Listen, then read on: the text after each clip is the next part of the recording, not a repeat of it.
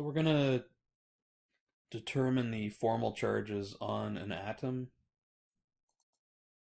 And looking at our PowerPoint slide information, so the formal charge of an atom, we have an equation in which to do it.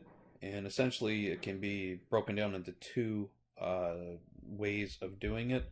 They're both the same, just the middle part here is slightly different. The very first thing is start with the group number. So if you're carbon, you're in group number 4.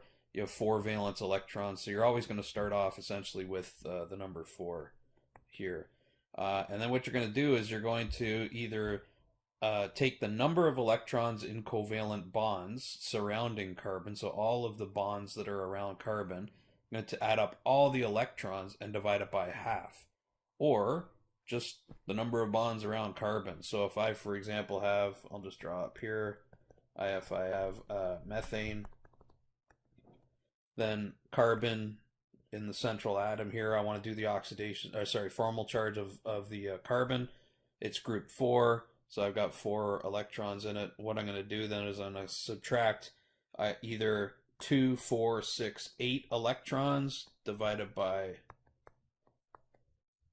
2, or I'm going to have group number 4, and I'm just going to subtract the number of covalent bonds, 1, 2, 3, 4. And then to that, I'm going to subtract the number of electrons in lone pairs. And this is the number of electrons, it's not the number of lone pairs. So if, for example, water has 2 lone pairs, there's actually 4 electrons in that. So in this case here, we have no lone pairs on methane. So we're going to subtract 0, and we're going to end up overall with the answer of 0. So there is no formal charge on this carbon in methane. We're going to try a couple of other examples. The first one is going to be here. So if we were to take a look at just the carbon itself, so I'm going to redraw it. That's the carbon right here. We can see that there are 3 hydrogens attached to it, and there is another carbon attached to it as well. So if I'm just dealing with just this carbon right here, this is what it looks like. The rest of the molecule I'm not interested in just yet. It's just the carbon itself. So what I can do is the carbon then is valence of 4. It has 1, 2, 3, 4 bonds attached to it, and it has no lone pairs. So the oxidation state there is 0.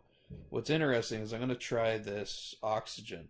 So with the oxygen then, it's in group 6, so 6 valence electrons. I'm going to redraw the oxygen out. So it has, it's attached to 1 carbon, so it's only got the 1 covalent bond, but it's got 2, 4, 6 electrons. So overall, this has a -1 charge. It's supposed to be equal. -1. Yeah. There we go. Hopefully that's better. So the oxygen here carries a -1 charge. We're going to try this molecule next. So if we were to go through this, same thing. If I wanted to just try this carbon, for example, I know that I have a carbon. I've got 3 hydrogens attached to it. Poorly drawn hydrogens. And I've got another carbon attached. So similar to what I had on this side here, you'll start to see some trends. But carbon is a valency of 4. It's in group 4. It's got 1, 2, 3, 4 bonds to it, and it has no lone pair of electrons. So the oxidation state of that carbon is 0. If we were to just try the oxygen on it, right here, so the oxygen is a valency of 6. And I'm going to redraw the oxygen here so we can see these 2 hydrogens that are attached to it, and I've got a carbon attached to it, and I only have 1 lone pair of electrons. So the number of covalent bonds is only 3 right now, and the number of lone pair of electrons is 2. So if I go through this, 6 minus 3 minus 2, that's a +1. So this oxygen itself is carrying a +1 charge. If we were to go through any of the other atoms, the carbons, the hydrogens, these hydrogens, we would find that there would be no other formal charge. Overall, the molecule carries a +1 charge, but specifically the oxygen is carrying it.